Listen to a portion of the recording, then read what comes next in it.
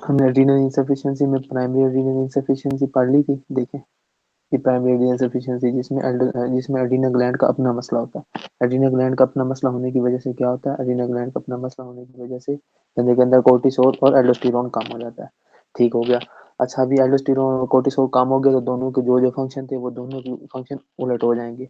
जैसे aldosterone sodium के levels को बढ़ाता था, पानी को बढ़ाता था, पोटाशियम नाइट्रोजन को काम करता था, वो उल्टे हो जाएंगे। ठीक है। कोर्टिसोल क्या करता था, बीपी को बढ़ाता था, शुगर बेसल ग्लूकोज को कंट्रोल करता था। ये दोनों के दोनों क्या हो जाएंगे, कम हो जाएंगे। ठीक है।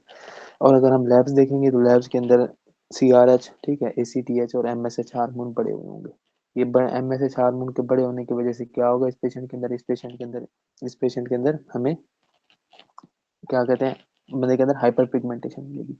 ठीक है। अगर हम काजेज की तरफ आए तो ऑटो इम्यून काज थी और टीबी काज थी। ठीक है। ऑटो इम्यून डेवलप्ड कंट्रीज के अंदर थी और जो टीबी थी वो डेवलपिंग कंट्रीज के अंदर थी। अच्छा, एडीना क्राइसिस जो था, जो हमने पढ़ा था, एडीना क्राइसिस में क्या था कि एक बंदा होता है, वो हमारे पास आता है। ठीक है।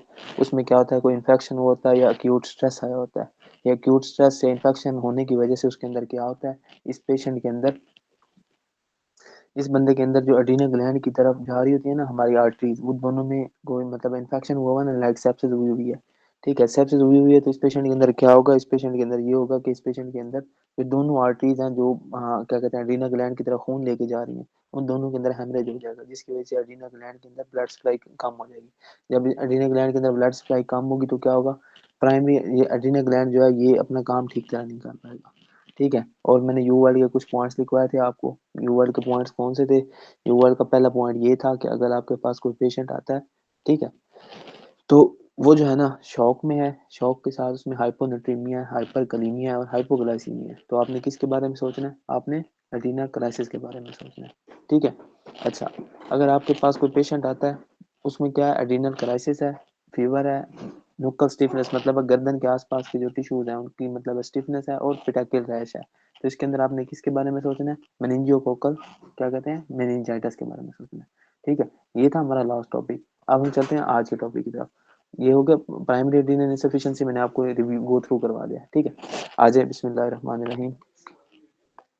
आज का हमारा टॉपिक क्या है, secondary adrenal insufficiency. Secondary adrenal insufficiency. ठीक है। अब सेकेंडरी एड्रीनल इनसफिशिएंसी का क्या मतलब है, इसके बारे में हम अब चलते हैं, इसके बारे में बात करते हैं। ठीक है। सेकेंडरी का क्या मतलब है, सेकेंडरी का मतलब ये है कि मसला इसमें क्या है, एड्रीनल ग्लैंड का अपना मसला नहीं है। क्या है, एड्रीनल ग्लैंड का अपना मसला नहीं है, मसला कहीं और पे है, मसला कहीं और पे है। जैसे कि मसला हो सकता है बंदे के पिट्यूटरी ग्लैंड के अंदर, मसला हो सकता है बंदे के पिट्यूटरी ग्लैंड के अंदर, मसला हो सकता है ना, क्योंकि बंदे को ये एसीटीएच कहाँ से सिक्रीट हो रहा था, एसीटीएच सिक्रीट हो रहा था पिट्यूटरी ग्लैंड से, एंटीरियर पिट्यूटरी ग्लैंड से सिक्रीट हो रहा था। जब एंटीरियर पिट्यूटरी ग्लैंड का अपना कोई मसला है, जैसे कोई बंदे के अंदर पिट्यूटरी एडिनोमा हो सकता है, ऐसा adenoma non functioning pituitary adenoma हो सकता है। ठीक है। और क्या हो सकता है, इसी तरह कोई और काज भी हो सकती है। पर मेन क्या है कि बंदे का जो पिट्यूटरी ग्लैंड है ना, उसके अंदर कोई ना कोई मसला है। पिट्यूटरी ग्लैंड के अंदर मसला होने की वजह से क्या होगा, इस बंदे के अंदर एसीटीएच कम रिलीज होगा।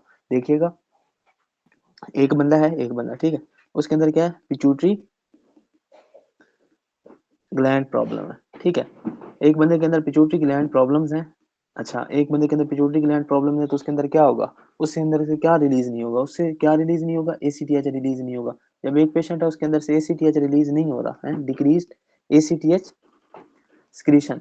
अब एसीटीएच की सिक्रीशन एक बंदे की कम हुई पड़ी है, तो इसका रिजल्ट क्या होगा, इसका रिजल्ट ये होगा कि इस बंदे के एडीना ग्लैंड से क्या क्या दो चीजें नहीं रिलीज होंगी, कौन सी दो चीजें नहीं रिलीज होंगी, इसके रिजल्ट क्या होगा, डिक्रीज कोर्टिसोल एंड, एक कोर्टिसोल काम हो जाएगा, और दूसरा और क्या चीज काम होगी इस पेशेंट के अंदर, और इस बंदे के एंड्रोजन्स काम हो जाएंगे। ठीक है।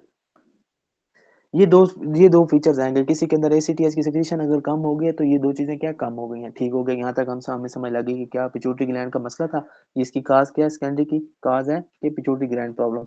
अब बंदे के अंदर पिट्यूटरी ग्लैंड का कोई ना कोई मसला है, पिट्यूटरी ग्लैंड के मसले होने की वजह से क्या हुआ, एसीटीएच एडिनोकोर्टिकोट्रोफिक हार्मोन की सिक्रीशन कम हो गई है। जब एडिनोकोर्टिकोट्रोफिक हार्मोन की सिक्रीशन कम हो गई है एक पेशेंट के अंदर, तो उसके अंदर फाइनल रिजल्ट क्या होगा, नेट क्या होगा उस पेशेंट के अंदर, नेट ये होगा कि इस पेशेंट के अंदर कोर्टिसोल और एंड्रोजन दोनों कम हो जाएंगे। जब ये दोनों काम हो जाएंगे, अब हम चलते हैं कि एक और हमारे एड्रीनल ग्लैंड जो थे, इनसे तीन चीजें रिलीज हो रही थी। पहली चीज क्या थी, कोर्टिसोल, दूसरी क्या थी, एंड्रोजन, तीसरी क्या थी, मिनरलोकोर्टिकॉइड्स या एल्डोस्टेरोन। अब हम इसमें देखते हैं कि इसमें एल्डोस्टेरोन के लेवल्स के साथ क्या होगा। देखिएगा कि एक पेशेंट है, देखिएगा कि ये पेशेंट है, इसके साथ इसमें कोर्टिसोल भी काम है, एल्डोस्टेरोन एंड्रोजन भी काम है। अब एल्डोस्टेरोन के लेवल्स के साथ क्या होगा, जो इसके एल्डोस्टेरोन के लेवल्स होंगे ना, एल्डोस्टेरोन के लेवल्स वो नॉर्मल होंगे, वो क्या होंगे, नॉर्मल होंगे। अब हम आते हैं कि ये नॉर्मल क्यों होंगे, ये वजह क्या होगी कि एल्डोस्टेरोन के जो पेशेंट की जो वैल्यूज हैं इस पेशेंट के अंदर सेकेंडरी एडिनल इनसफिशिएंसी के अंदर नॉर्मल क्यों है। अब देखिएगा जो एल्डोस्टेरोन है ना, इसकी प्रोडक्शन कैसे होती है। एल्डोस्टेरोन की प्रोडक्शन होती है एक मैकेनिज्म के थ्रू, रास मैकेनिज्म के थ्रू, ठीक है। मैं आपको रास मैकेनिज्म का थोड़ा सा गो थ्रू देता हूँ, फिर बाकी रास सिस्टम, जो रास सिस्टम है ना, ये हम रीनल सिस्टम में पढ़ेंगे, ठीक है। अच्छा, रास सिस्टम, ठीक है। अब ये रास जो है ना, राशि क्या है, देखिएगा ये है एक बंदे की किडनी, लेट्स सपोज ये एक बंदे की क्या है, किडनी है, ठीक है। अब किडनी जो है ना, किडनी, इससे एक चीज, इससे क्या रिलीज होता है, इससे रिलीज होता है रेनिन, एक हार्मोन रिलीज होता है, उसे हम क्या कहते हैं, रेनिन हार्मोन कहते हैं, ठीक है, रेनिन हार्मोन। और ये सेल्स कौन से होते हैं, जक्स्टा ग्लोमेरुलर सेल्स, इनको जेजी सेल्स भी कहते हैं, जेजी सेल्स कह रहे हैं आप, ठीक है। जेजी सेल से क्या रिलीज होता है, रेनिन रिलीज होता है। अब ये रेनिन जाता किधर है, रेनिन जाता है हमारे लीवर के पास, रेनिन किधर जाता है, लीवर के पास, ठीक है। ये हमारा दूसरा मतलब है, हाँ, ग्लैंड है, ठीक है, ऑर्गन है, ये कौन सा है, लीवर। अच्छा, लीवर के पास जाता है, लीवर से क्या रिलीज करवाता है, लीवर से ये रिलीज करवाता है एंजियोटेंसिनोजन, क्या रिलीज करवाता है, एंजियोटेंसिनोजन 1, ठीक है। ये जो एंजियोटेंसिनोजन 1 है ना, ये आगे किधर जाता है, ये जाता है लंग्स के पास, ठीक है। लंग्स के अंदर क्या होता है, लंग्स के अंदर एक एंजाइम होता है, ये लंग्स, ब्लड में जाएगा, ब्लड से लंग्स में जाएगा, ठीक है। एंजियोटेंसिनोजन 1 जो है ना, ये कन्वर्ट होगा किसके अंदर, एंजियोटेंसिनोजन 2 में, एंजियोटेंसिनोजन 2 के अंदर, ठीक है। अभी इस इधर एंजाइम कौन सा है, इधर एंजाइम है, उसका नाम क्या है, एंजियोटेंसिन कन्वर्टिंग एंजाइम, उसे हम एस एंजाइम भी कहते हैं, एस एंजाइम, ठीक है।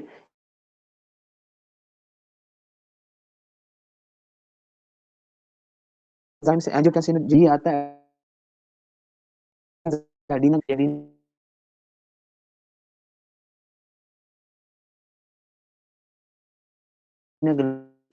ग्लैंड के ऊपर चला के ये क्या करवाता है, एड्रीनल, ठीक है, रिलीज करवाता है हमारे एल्डोस्टेरोन,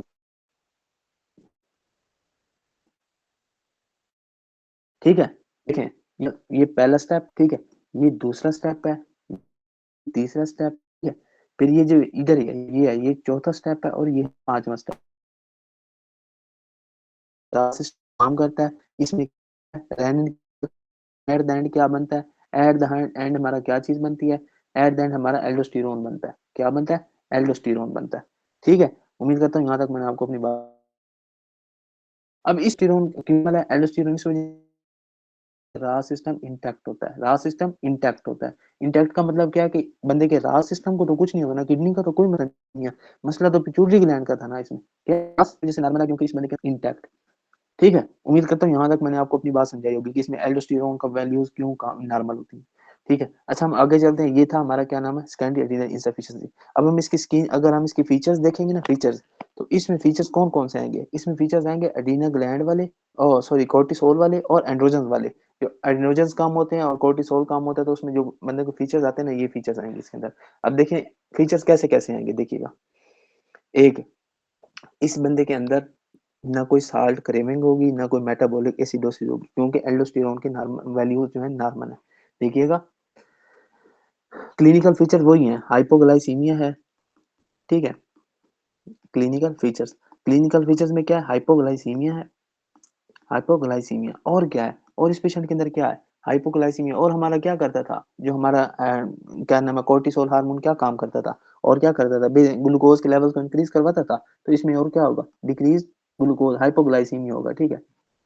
हाइपोग्लाइसीमिया हो गया, और क्या होगा, बीपी कम होगा, बीपी कम करवाता था ना, तो बीपी क्या होता है, बीपी क्या करता है, वो क्या करता था, बीपी को रिलीज करवाता था ना, तो ये क्या होगा, बीपी को,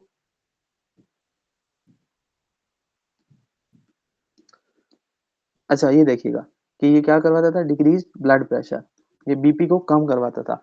इसको क्या कहते हैं, हाइपोटेंशन होगी, ठीक है, इस पेशेंट के अंदर हाइपोग्लाइसीमिया होगा और हाइपोटेंशन होगी, बीपी कम होगा, ठीक है, और शुगर कम होगी, ब्लड ग्लूकोज कम होगी, ठीक है। उम्मीद करता हूँ यहाँ तक मैंने आपको अपनी बात समझा दी होगी। बाकी एंड्रोजन्स कम होने की वजह से क्या होता है, बंदे के अंदर डिलेड प्यूबर्टी होती है, ठीक है, बंदे के सेकेंडरी सेक्सुअल कैरेक्टर्स नहीं आते, ठीक है, पर वो इतनी खास इधर नहीं होती, ज्यादा उधर ही होती है जब वो उसका मसला आएगा, ठीक है। अगर अगर आगे चलें, अच्छा अगर हम इसको टाइप 1 से डिफरेंशिएट करें ना, अच्छा इसके साथ हम टर्शरी भी पढ़ लेते हैं, देखिएगा सेकेंडरी में क्या था, पिट्यूटरी ग्लैंड का मसला था, देखिएगा फिर इन इनकी ना इकट्ठी फीचर्स पढ़ते हैं, आइएगा। अच्छा देखें, ये देखिएगा, रुकिए, ये देखें, ये है tertiary, tertiary adrenal insufficiency, tertiary adrenal insufficiency, secondary और जो टर्शरी है ना, इनमें सिर्फ एक ही फर्क है, फर्क का इनकी काज का, बाकी फीचर्स दोनों के सेम होते हैं, ठीक है। इसमें अब देखिएगा क्या होता है, टर्शरी एड्रेनल इंसफिशिएंसी में, इसमें काज क्या होगी, काज इसमें काज क्या होगी, इसमें काज ये होगी कि इस बंदे के अंदर हाइपोथैलेमस के अंदर प्रॉब्लम होगा, किधर प्रॉब्लम होगा, हाइपोथैलेमस के अंदर प्रॉब्लम होगा। और अगर हम इसकी क्या कहते हैं वो देखें, इसके मतलब खून के अंदर हार्मोन के लेवल चेक करें, तो इसके हार्मोन के लेवल्स क्या होंगे, इसके हार्मोन में लैब्स में अगर जाए ना हम इसकी लैब्स में, तो लैब्स में देखिएगा क्या होता है, सोचें, किधर का मसला है, हाइपोथैलेमस का मसला है, तो हाइपोथैलेमस क्या रिलीज कर रहा था जी, हाइपोथैलेमस रिलीज कर रहा था इस पेशेंट के अंदर CRH, कोर्टिकोट्रोपिक रिलीजिंग हार्मोन। जब हाइपोथैलेमस का अपना मसला है तो क्या होगा, CRH कम होगा, ठीक है। CRH जाके क्या करवा रहा था, ACTH की प्रोडक्शन करवा रहा था। अब CRH नहीं है तो ACTH की प्रोडक्शन भी कम हो जाएगी, ठीक हो गया। अगर ACTH की प्रोडक्शन कम है तो ACTH क्या रिलीज करवा रहा था, ACTH रिलीज करवा रहा था कोर्टिसोल को, ठीक है, तो कोर्टिसोल भी इसके अंदर कम हो जाएगा। ये इसके हैं लैब्स, ठीक है। अब दोनों के फीचर्स की तरफ आए ना, देखिएगा clinical features of both, clinical features of secondary and tertiary adrenal insufficiency, ठीक है। इनके अगर हम क्लिनिकल फीचर्स की तरफ आए ना, एड्रिनल इनसफिशिएंसी की, देखिएगा क्या फीचर्स होते हैं। पहले एक हमें इस पेशेंट के अंदर साल्ट क्रेविंग्स नहीं मिलेंगी, क्लिनिकल फीचर्स तो वही हो गए ना कि मतलब हाइपोग्लाइसीमिया हाइपोथैलेमस, ठीक है। इसको ऐसे लिखें कि डिफरेंशियल,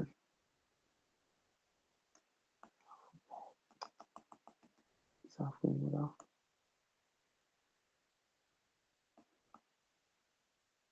अच्छा ठीक है, ये साफ नहीं हो रहा, पता नहीं से क्या हो गया।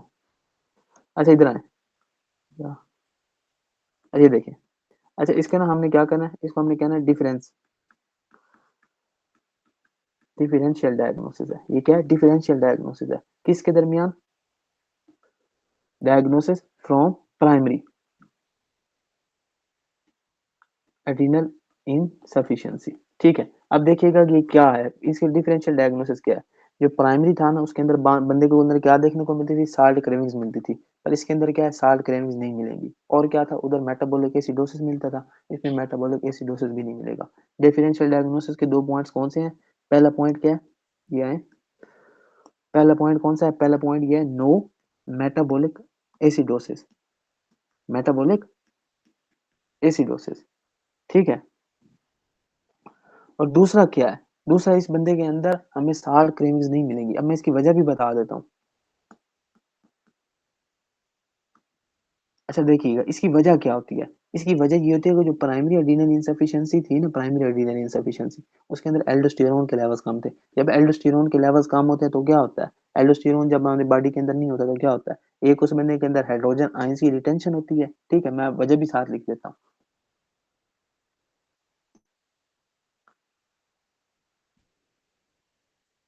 नहीं ये इसमें नहीं होगा ना, ये तो गलत लिख रहे हैं हम।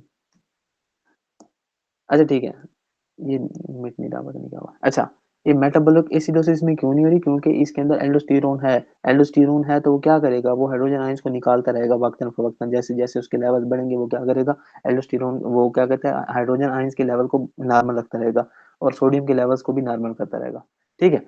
अच्छा आए हम आगे चलते हैं अगले टॉपिक की तरफ, ठीक है। ये क्या था, ये हमारा है, ये हमारा था adrenal insufficiency test, adrenal insufficiency थी। अच्छा एड्रिनल इंसफिशिएंसी के अगर आप टेस्ट वगैरह देखें ना, डायग्नोसिस के लिए अगर आप जाए ना, उसके टेस्ट कौन से होंगे, टेस्ट देखिएगा, ये दो टेस्ट हैं, ठीक है। एक है कोसाइनेप्टोट्रोपिन टेस्ट है और दूसरा है मेटारिपोन स्टिमुलेशन टेस्ट। ठीक है, टेस्ट कौन कौन से दो करवाने हमने, देखिएगा। पहला टेस्ट कौन सा है, को साइनेप्टो साइनेप्टो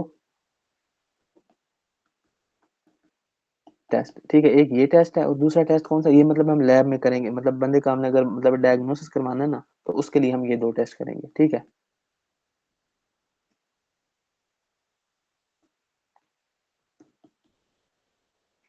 अच्छा अब हम आते हैं अगले टॉपिक पे। ये टेस्ट इतने खास इंपॉर्टेंट नहीं है, बस आपने एक बार ना इनको देख लेना, गूगल से देख लीजिएगा कि इनका मतलब क्या होता है, इसमें हम क्या करते हैं। ठीक है, अच्छा अब हम आगे चलते हैं आगे, ये मैं आपको ना इसकी वीडियो वगैरह कुछ भेज दूंगा। अच्छा आगे चलते हैं, आगे क्या है, ये थी हमारी एड्रीनल इंसफिशिएंसी, प्राइमरी और सेकेंडरी और टर्शियरी। ठीक है, अब हम चलते हैं आगे आज के टॉपिक की तरफ। आज का हमारा टॉपिक कौन सा है, हाइपर एल्डोस्टेरोनिज्म।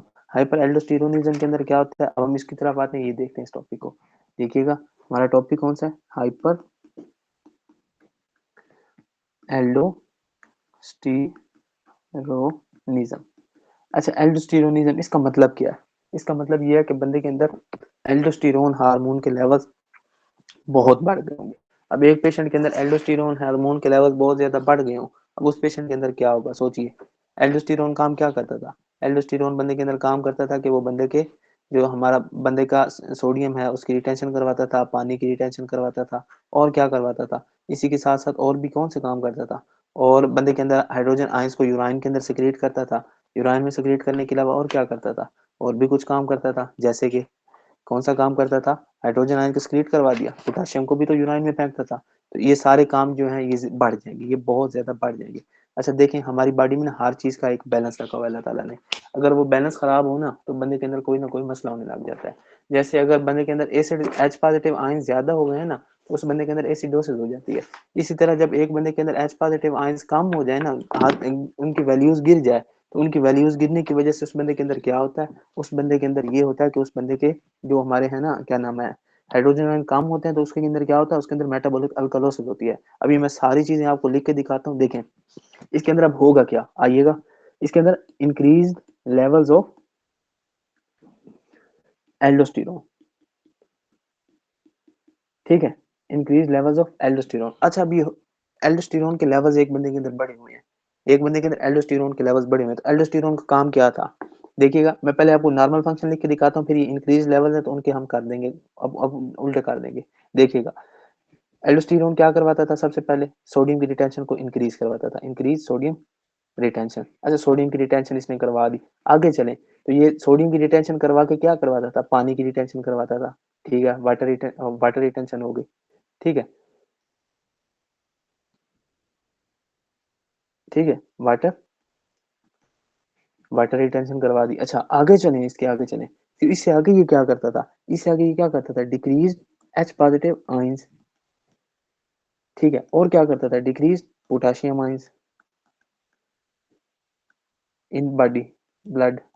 ठीक है, ये काम करता था। अच्छा अब ये काम करता था, जब इसके लेवल्स बहुत ज्यादा बढ़ जाएंगे तो ये काम एक्सट्रीम लेवल पे चले जाएंगे। जब एक बंदे के अंदर एक्सट्रीम लेवल पे कोई काम चले जाए तो उसके साइड इफेक्ट्स होते हैं। अब इसका साइड इफेक्ट क्या होगा, जब ये सोडियम और वाटर की टेंशन बढ़ जाएगी तो इस पेशेंट के अंदर हमें क्या देखने को मिलेगा, वाटर की रिटेंशन होगी तो हमें क्या देखने को मिलेगा, एडीमा देखने को मिल सकता है। क्या देखने को मिल सकता है, एडीमा। अच्छा जब ये हाइड्रोजन आयंस की लेवल्स बहुत ज्यादा कम हो जाए तो इसके अंदर क्या होता है, मेटाबॉलिक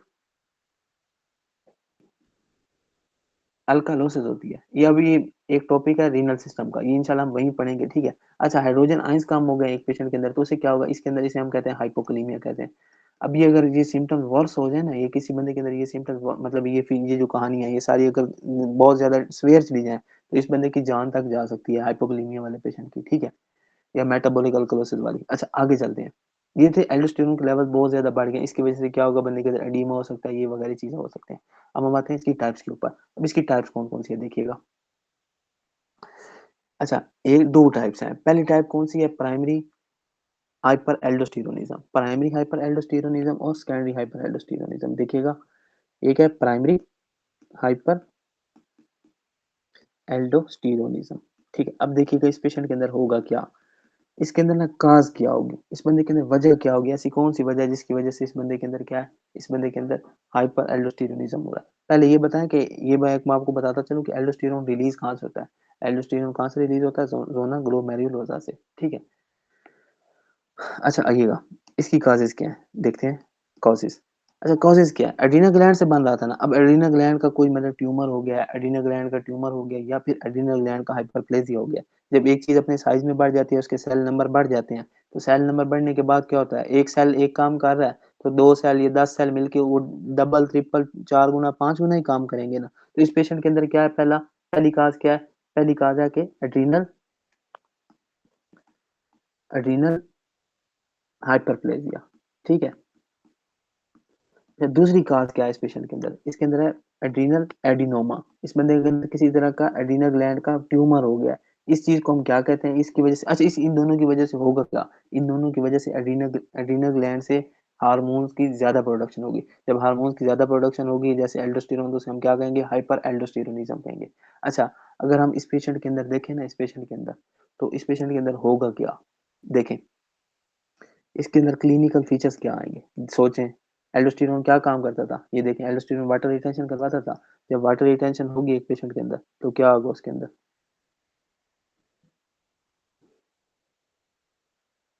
एक मिनट यार, ये आवाज पता नहीं स्क्रीन को क्या हो गया।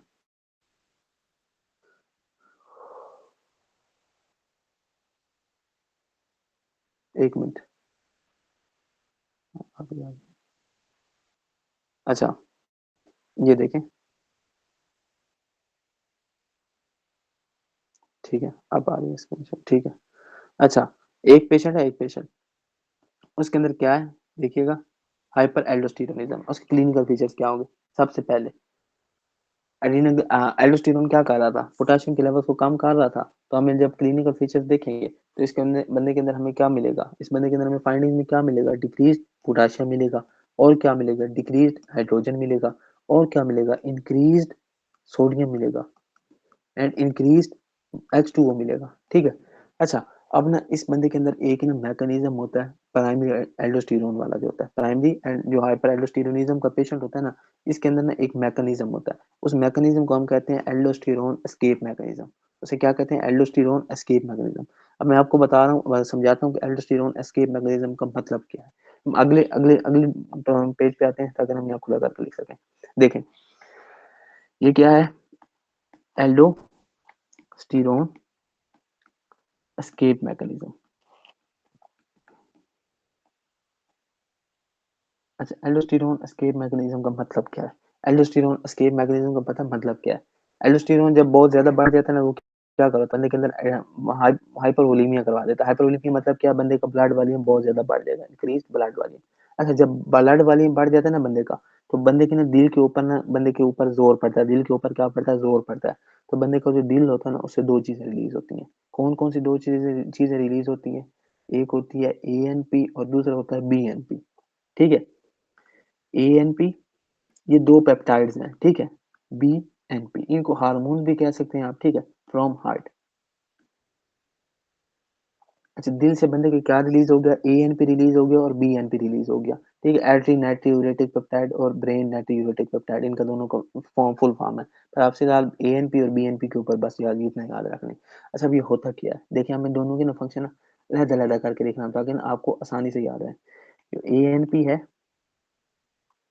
ये कहाँ से रिलीज होता है? एट्रिया से, ठीक है। और ये करता क्या है? ये करता है वेजो डायलेशन। किसकी वेजो डायलेशन? ये करता किसकी है? ये याद रखिएगा। ये किसकी वेजो डायलेशन करता है? ये वेजो डायलेशन करता है एफरेंट आर्टीरियोल्स की। Afferent arterioles. ये एफरेंट आर्टीरियोल्स कहाँ पे होते हैं? किडनी के ग्लोमेरुलर, किडनी के नेफ्रॉन के अंदर होते हैं, जो खून लेके जा रही थी किडनी की तरफ। अच्छा, ये दूसरा है, वो कौन सा है? वो है BNP। अच्छा, BNP कहाँ से रिलीज होता है? BNP रिलीज होता है वेंट्रिकल के ऊपर से, ठीक है। वेंट्रिकल से ये रिलीज होगा, ये क्या करवाएगा? ये वेजो कंस्ट्रिक्शन करवाएगा। अच्छा, वेजो कंस्ट्रिक्शन किसकी करवाएगा? ये वेजो कंस्ट्रिक्शन करवाएगा इफरेंट आर्टीरियोल्स की। Efferent arterioles. अच्छा, अब देखें, अब ये थे ANP और BNP, इन दोनों ने अपना काम कर दिया। ANP ने क्या किया? उसने वेजोडाइलेशन करवा दी एफरेंट आर्टीरियोल पे, और BNP ने क्या किया? वेजोकंस्ट्रिक्शन करवा दी इफरेंट आर्टीरियोल पे। अब ये दोनों से होगा क्या? ईएनपी क्या है, ये एफरेंट आर्टेरियोल की वजह डायलेशन करवा रहा है, इसकी वजह से ज्यादा खून जाएगा किसकी तरफ, किडनी की तरफ। अब इसका रिजल्ट क्या होगा, इन दोनों का रिजल्ट क्या होगा, इन दोनों का रिजल्ट क्या होगा, ठीक है। Result ANP BN, result of increased ANP and BNP in blood, इन दोनों का रिजल्ट क्या होगा हमारी बॉडी के अंदर, देखिएगा।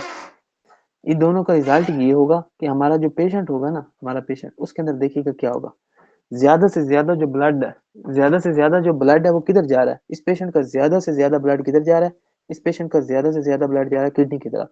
एक साइड पे क्या हुई खड़ी है, देखें, एक दोबारा देखें, एक साइड पे क्या हुई खड़ी है, वेजो डायलेशन हुई खड़ी है, दूसरी साइड पे क्या हुआ, वेजो कंस्ट्रिक्शन हुई खड़ी है। अब देखें एक जगह, अच्छा देखें इसका रिजल्ट क्या होगा, इसके अंदर इंक्रीज ब्लड सप्लाई टू, किसकी तरफ, किसकी तरफ, ब्लड सप्लाई टू किडनी, ठीक है। किसकी तरफ ब्लड सप्लाई ज्यादा हो जाएगी, किडनी के ऊपर हो जाएगी। अच्छा किडनी के ऊपर ब्लड सप्लाई ज्यादा हो जाएगी तो क्या होगा, जितना खून ज्यादा जाएगा उतना खून वो ज्यादा फिल्टर करेगा, जितना खून ज्यादा फिल्टर होगा उतना बंदे के अंदर यूराइन होगा ना, पेशाब ज्यादा होगा, जितना पेशाब ज्यादा होगा एक पेशेंट के अंदर, उतने ही पेशेंट के अंदर एडीमा होने के चांसेस कम हो जाएंगे। ये जो हार्ट फेलियर के पेशेंट होते हैं इनमें हम डायूरेटिक्स क्यों देते हैं, ताकि इस बंदे के अंदर एडीमा ना हो, बंदे का ज्यादा से ज्यादा फ्लूइड बाहर निकल जाए। अच्छा अब ये पेशेंट के ज्यादा से ज्यादा खून किधर जा रहा है, किडनी की तरफ जा रहा है, किडनी की तरफ जाने की वजह से क्या होगा, बंदे के अंदर एडीमा नहीं होगा, डिक्रीज ब्लड वॉल्यूम हो जाएगा, ब्लड वॉल्यूम क्या हो जाएगा, कम हो जाएगा, बंदे के अंदर क्या होगा, ब्लड वॉल्यूम कम हो जाएगा। ठीक है, समझे आप मेरी बात को, कि एएनपी और बीएनपी दोनों मिलकर करते क्या है, ज्यादा से ज्यादा खून की सप्लाई किडनी की तरफ लेके जाते हैं, ज्यादा से ज्यादा खून जब गुर्दों की तरफ जाता है तो गुर्दों की तरफ ज्यादा खून जब जाता है तो ज्यादा से ज्यादा खून से वो पानी को बाहर निकाल के पेशाब में फेंकते हैं। ठीक है, इसकी वजह से क्या होगा, इस बंदे के अंदर ब्लड वॉल्यूम कम हो जाएगा। अब इसके अंदर होगा क्या, अच्छा इस वजह से ये बंदे के अंदर एडीमा नहीं होगा, हालांकि बंदे के अंदर एल्डोस्टेरोन का लेवल बढ़ा हुआ है, पर एल्डोस्टेरोन के लेवल बड़े होने की वजह से के बाद भी इस पेशेंट के अंदर क्या है, नो एडीमा, क्या है, नो एडीमा। ठीक है, याद रखिएगा क्या कहा मैंने, कि इस पेशेंट के अंदर एडीमा नहीं होगा, क्यों नहीं होगा, क्योंकि इस पेशेंट के अंदर ये एएनपी और बीएनपी जो है ये दोनों काम कर रहे हैं, ये दोनों काम करके क्या कर रहे हैं, इस पेशेंट के अंदर ब्लड वॉल्यूम को कम कर रहे हैं। अच्छा अब देखें एक और बात, जब हम इस बंदे की लैब्स चेक करेंगे ना, लैब्स, लैब्स मतलब ब्लड लैब्स चेक करेंगे, मतलब उसके खून की रिपोर्ट कराएंगे, तो उसकी खून की रिपोर्ट में क्या होगा, उसकी खून की रिपोर्ट में कौन कौन सी चीज पड़ी होगी। देखें पहले एल्डोस्टेरोन बढ़ा होगा, क्योंकि हेल्थ ये मसला ही एल्डोस्टेरोन का, ये मसला ही एल्डोस्टेरोन का। और क्या बढ़ा होगा, रास सिस्टम एक्टिव हुआ होगा, रास सिस्टम एक्टिव हुआ होगा तो इसकी वजह से रास सिस्टम के एक्टिव होने की वजह से क्या रिलीज हो रहा होगा, रेनिन रिलीज हो रहा होगा, तो इस पेशेंट के अंदर रेनिन भी इंक्रीज होगा, क्या होगा, रेनिन इंक्रीज। ठीक है, नहीं नहीं, रुके रुके रुके, गलती कर गया हूं मैं, कि ये रेनिन यहाँ नहीं बढ़ा होता, रेनिन बढ़ा होता है आगे, इधर ना रेनिन काम होगा, इधर क्या होगा, रेनिन काम होगा। अब रेनिन काम कैसे होगा, देखिएगा, मैं सॉरी मैं पीछे भूल गया, रेनिन काम क्यों होगा, क्योंकि फीडबैक एल्डोस्टेरोन के बड़े होने की वजह से क्या होगा, एल्डोस्टेरोन फीडबैक मैकेनिज्म देगा। देखें ये जो पिक्चर मैंने आपको दिखाई है, ये वाली किधर गई, ये देखें, इसमें रेनिन की वजह से क्या रिलीज हो रहा था, एल्डोस्टेरोन रिलीज हो रहा था ना, तो ये जो रेनिन है ये क्या करेगा, ये रेनिन, ये एल्डोस्टेरोन जो है ये जाके रेनिन को इनहिबिट करेगा ना, रेनिन को इनहिबिट करेगा। समझ रहे हैं आप मेरी बात को, कि मैं क्या समझाना चाह रहा हूँ आपको, ये जो रेनिन है ये क्या होगा, इनहिबिट होगा, किसकी वजह से, एल्डोस्टेरोन की वजह से। ठीक है, अच्छा ये बात थी, इस वजह से प्राइमरी हाइपर एल्डोस्टेरोनिज्म में क्या मिलता है, इंक्रीज एल्डोस्टेरोन मिलता है और डिक्रीज रेनिन के लेवल मिलते हैं। अच्छा अगर आगे चले ना अगले टॉपिक की तरफ, तो अगला टॉपिक कौन सा, secondary, secondary, secondary hyper aldosteronism.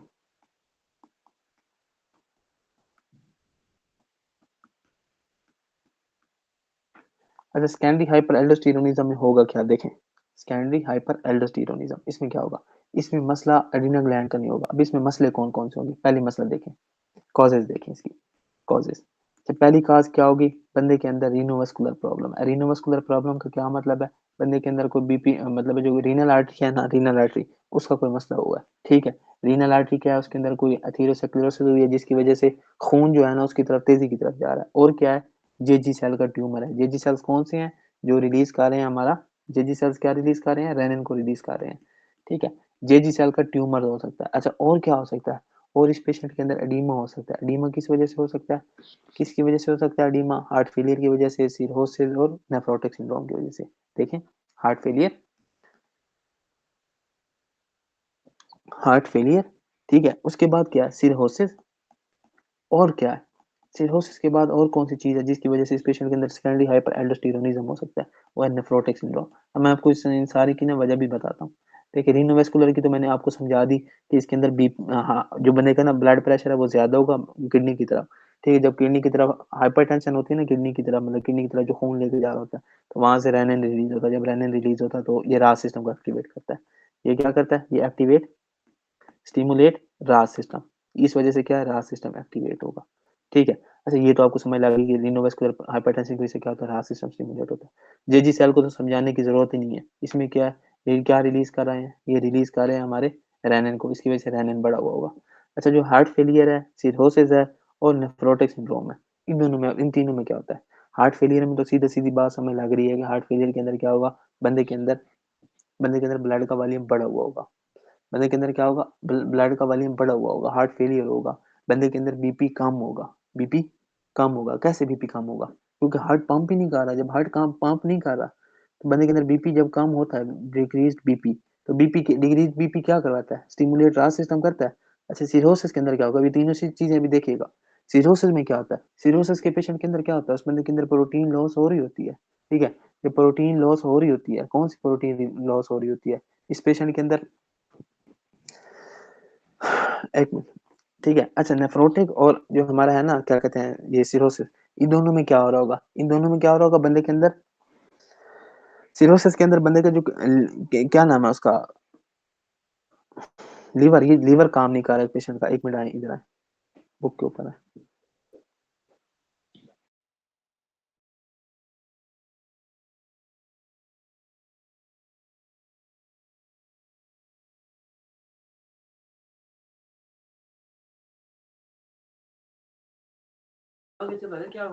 अच्छा अच्छा, अच्छा ठीक है, ये एक मिनट आए, बुक के ऊपर आए।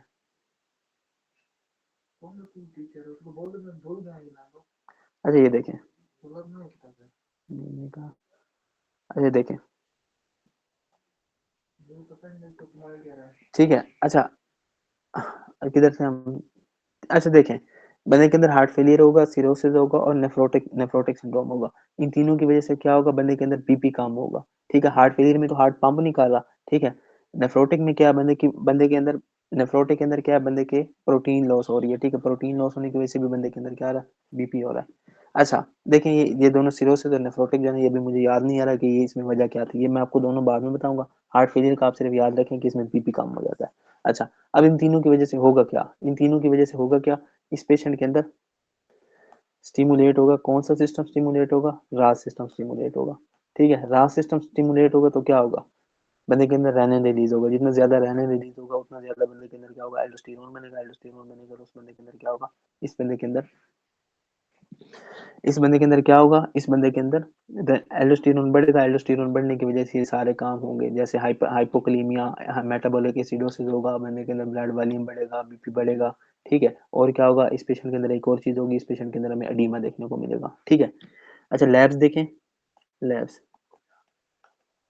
लैब्स, पहली लैब क्या है, इसके अंदर एल्डोस्टेरोन बढ़ा हुआ होगा। और दूसरी लैब क्या है, दूसरी लैब ये है कि इसके अंदर रेनिन भी बढ़ा हुआ होगा, ठीक है। ये रेनिन रेनिन बढ़ा हुआ होगा और एल्डोस्टेरोन भी बढ़ा हुआ होगा। रेनिन के बढ़ने की वजह ये आपको मैंने बता दिया कि ये सारे रास सिस्टम को स्टिमुलेट करते हैं, ठीक है। अच्छा ये था आपका स्कैंड हाइपर एल्डोस्टेरोनिज्म। अब हम चलते हैं बुक की तरफ, बुक की तरफ आते हैं। बुक की तरफ ना, ये जो अगले टॉपिक है ना, ये सारे बुक से पढ़ने वाले हैं, ठीक है। देखें आए, न्यूरो एंडोक्राइन ट्यूमर्स। अभी हमारा टॉपिक कौन सा है, न्यूरो एंडोक्राइन ट्यूमर्स।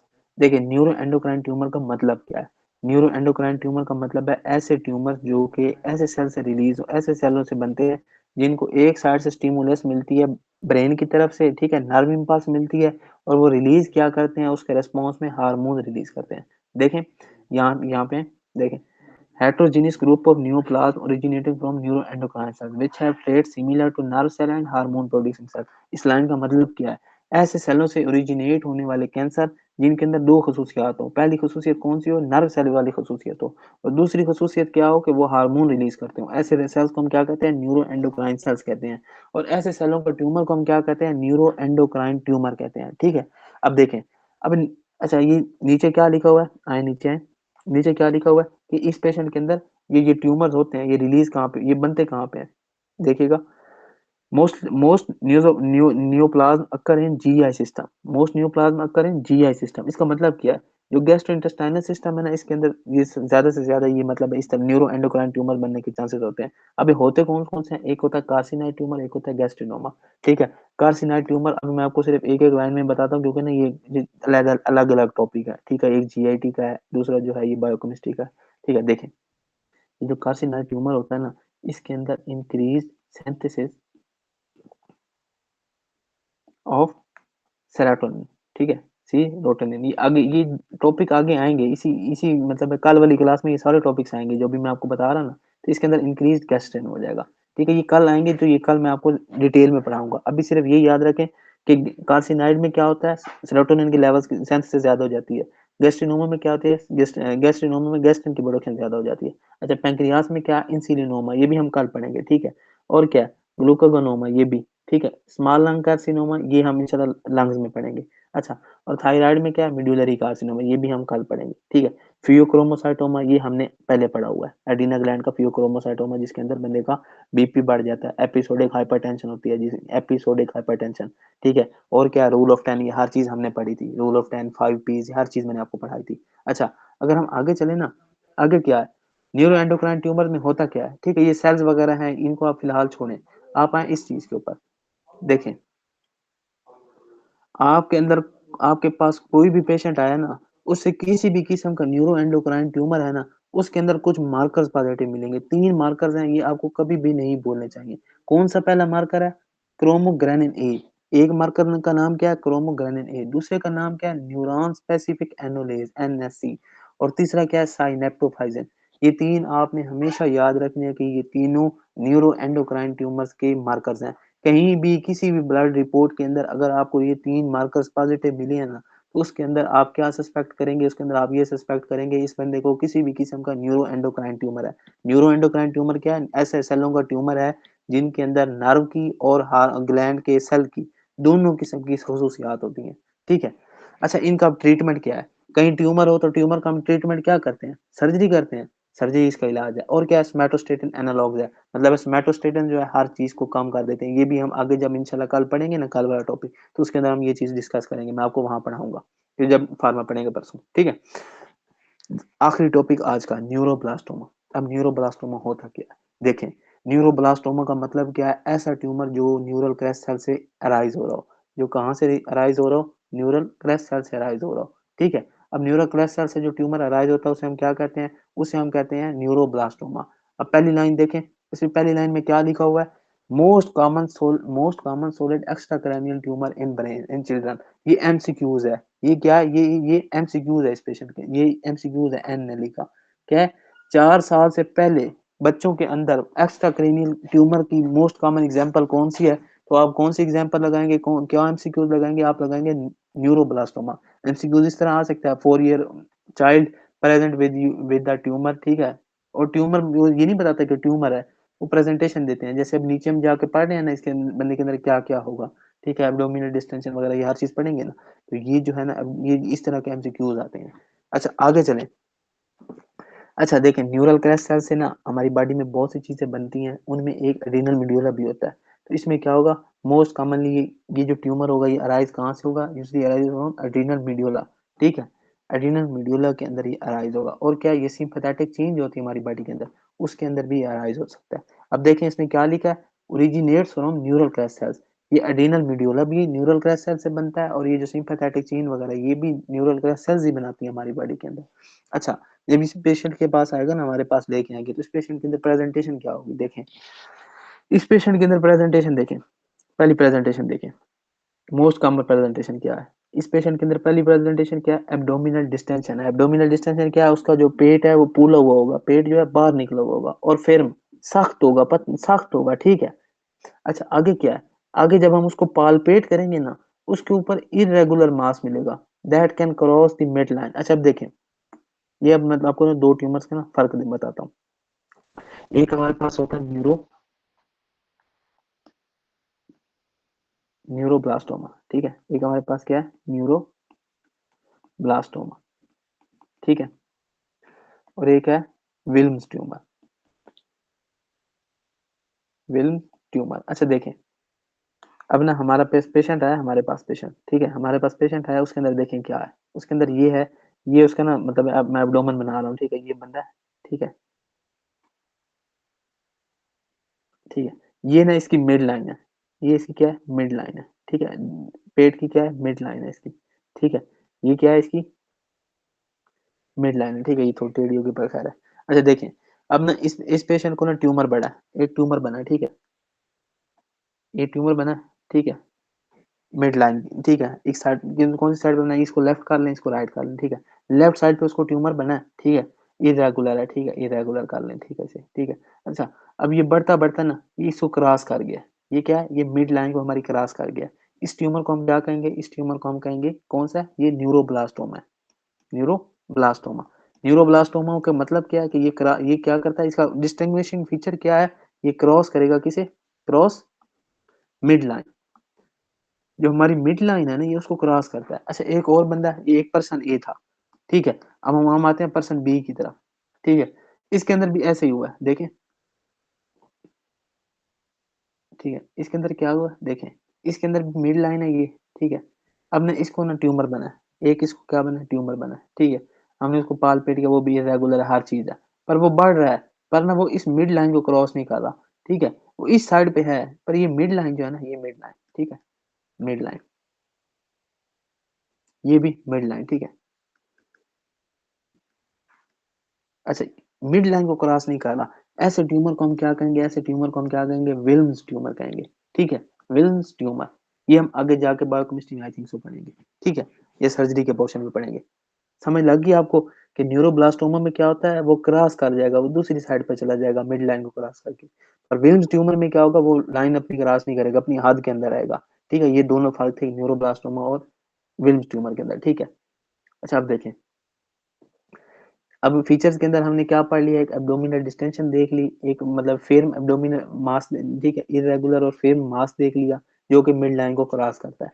अगर हम आगे चलें, इसके अंदर हाइपरटेंशन नहीं होती, क्यों, इसके अंदर हाइपरटेंशन क्यों नहीं होती, क्योंकि ये ट्यूमर है, किसका ट्यूमर है, एड्रीनल मेडुला का ट्यूमर है, पर ये नॉन फंक्शनल है, इसके अंदर वो काम नहीं हो रहा, जैसे फियोक्रोमोसाइटोमा में होता था ना, फियोक्रोमोसाइटोमा में क्या होता वो भी ट्यूमर था, किसका, एड्रीनल मेडुला का, पर इसमें क्या होता था, एड्रीनल मेडुला का ट्यूमर होने के बाद इसमें क्या होता था, जो क्रोमाफिन सेल्स थे ना उनका ट्यूमर होता था, ये किनका ट्यूमर था, क्रोमाफिन सेल्स का। पर इसमें भी ये ट्यूमर है, पर इस ट्यूमर में क्या है कि इस ट्यूमर में हमें हाइपरटेंशन नहीं मिलेगी, हाइपरटेंशन नहीं मिलेगी, हाइपरटेंशन नहीं मिलने की वजह से क्या होगा, इस पेशेंट के अंदर हम इस पेशेंट को हम फियोक्रोमोसाइटोमा से कैसे फर्क करेंगे कि इसके अंदर हाइपरटेंशन नहीं होगी, जबकि फियोक्रोमोसाइटोमा का जो पेशेंट है उसके अंदर हाइपरटेंशन देखने को मिलेगी। अच्छा, अब ये नीचे आ जाते हैं, can also present with opsoclonus myoclonus syndrome. अब ऑप्सोक्लोनस और मायोक्लोनस का मतलब पता है क्या है, ऑप्सोक्लोनस जो है ना उसकी जो आंखें है ना वो घूम रही होंगी, कभी लेफ्ट लेफ्ट जा रही होंगी, कभी राइट जा रही होंगी, कभी ऊपर कभी नीचे, ठीक है, इसका मतलब ऑप्सोक्लोनस का क्या मतलब है, उसकी जो आंखें है ना वो एक किस्म का डांस कर रही होंगी, ठीक है, कभी लेफ्ट कभी राइट कभी ऊपर कभी नीचे, ठीक है। जो मायोक्लोनस है, मायोक्लोनस क्या है, उसके जो मतलब है ना, जो उसके फीट्स हैं, ठीक है, उसके जो पाँव है, ये ना ये और हाथ जो है ये हरकत कर रहे होंगे, ये बार बार क्या है, झटके लगा रहे होंगे, इसको हम क्या कहते हैं, ऑप्सोक्लोनस मायोक्लोनस सिंड्रोम। इसको इसके दूसरे लफ्जों में हम क्या याद करने के लिए क्या ये कर रख सकते हैं नाम के, dancing eyes dancing feet syndrome. अच्छा और देखें, और इस पेशेंट के अंदर क्या होगा, इस पेशेंट के अंदर वेनालाइल मेंडेलिक एसिड और एचवीए का लेवल बढ़ा हुआ होगा, ठीक है, ये कैटाकोलामाइंस के मेटाबोलाइट्स हैं। अच्छा देखें, और इसमें क्या मिलेगा, इसके अंदर मिलेगा हॉर्नर राइट रोसिटीज। अब मैं इसको आपको मतलब भी समझाता हूँ कि हॉर्नर राइट रोसिटीज ये किस प्ला का नाम है। देखें, ये है हमारा ट्यूमर का सेल, ठीक है, ये हमारा ट्यूमर का सेल है, ठीक है, ये हमारा ट्यूमर का सेल है, ठीक है। अब इसमें क्या होगा, ये है हमारा क्या कहते हैं, ये हमारा है एक सेल है, ठीक है, जिसे हम क्या किस नाम से जानते हैं, न्यूरोप्रिल, ठीक है, न्यूरोप्रिल या न्यूरो एक्टोनाम कह लो, ठीक है, ये क्या है, न्यूरो पिल, ठीक है, न्यूरोपिल इसे कहते हैं। अच्छा अब देखें, इस पेशेंट के अंदर क्या होगा, इसकी जो न्यूरोपिल होगी ना, ये जो है न्यूरोपिल, ठीक है, न्यूरो एक्टोडाम कह लो न्यूरोपिल कह लो, एक ही मतलब है। इसके अंदर क्या होगा, इसके जो ये न्यूरोब्लास्ट है ना, ये जो कैंसर के सेल है, ये ना इस तरह गोल गोल गोल होंगे, गोल, और इस तरह ना इस पेशेंट के अंदर ऐसे गोल में पड़े होंगे, पर एक सर्कल में पड़े होंगे। देखें ये पिक्चर देखें, ये दरमियान में जो है, ये जो दरमियान में है, देखो ये देखें, ये जो दरमियान है, ये दरमियान देख रहे हैं आप, ये दरमियान क्या है, इस दरमियान के अंदर ये न्यूरोपिल पड़ी है या न्यूरो एक्टोडर्म पड़ी है, और ये जो बाहर से ये जो ट्यूमर्स पड़े हैं देखें, ये सेल्स पड़े हैं। देखें ये एक सर्कल में पड़े हैं ना, जब आप हिस्टोलॉजी में देख रहे हैं तो क्या इस तरह के सेल्स देखने को मिलेंगे। ठीक है, इसे हम क्या कहते हैं, हॉर्नर राइट रोजिटीज कहते हैं। आप गूगल पे जाके पिक्चर देखें, आपको ये समझ लग जाएगी। अच्छा, और ये जो होमर राइट रोजिटीज है ना, ये सिर्फ हमें दो चीजों में देखने को मिलती है, एक न्यूरोब्लास्टोमा है और दूसरा क्या है, दूसरा है हमारा मीडुलोब्लास्टोमा। मीडुलोब्लास्टोमा हम आगे कहीं आगे पढ़ेंगे। ठीक है, अच्छा, अब आप देखें ये न्यूरो एंडोक्राइन ट्यूमर था। ठीक है, देखें इसमें क्या पॉजिटिव मिल रही है, एक मिल रही है बोम्बेजिन पॉजिटिव मिल रही है, और दूसरी क्या है एनएससी। एनएससी का मतलब क्या है, न्यूरॉन स्पेसिफिक एनोलेज। अच्छा, अगर हम आगे चले ना तो इसमें किस जीन की म्यूटेशन होती है, अगर हम म्यूटेशन के बारे में पूछें तो म्यूटेशन कौन सी जीन की होती है, एनमिक जीन की म्यूटेशन होती है। ठीक है, एनमिक जीन की एम्प्लीफिकेशन होती है। ठीक है, ये था आज का आपका टॉपिक। ठीक है, हाइपर एल्डोस्टेरोन न्यूरॉन एंड ये हर चीज आज की थी। ठीक है, अब इंशाल्लाह हम कल ये फियोक्रोमोसाइटोमा हमने पढ़ा हुआ है, ये पेज है और एक ये पेज है। ठीक है, इंशाल्लाह ये कल खत्म करके ना हम डायबिटीज मेलाइटस की ड्रग्स की तरफ आएंगे।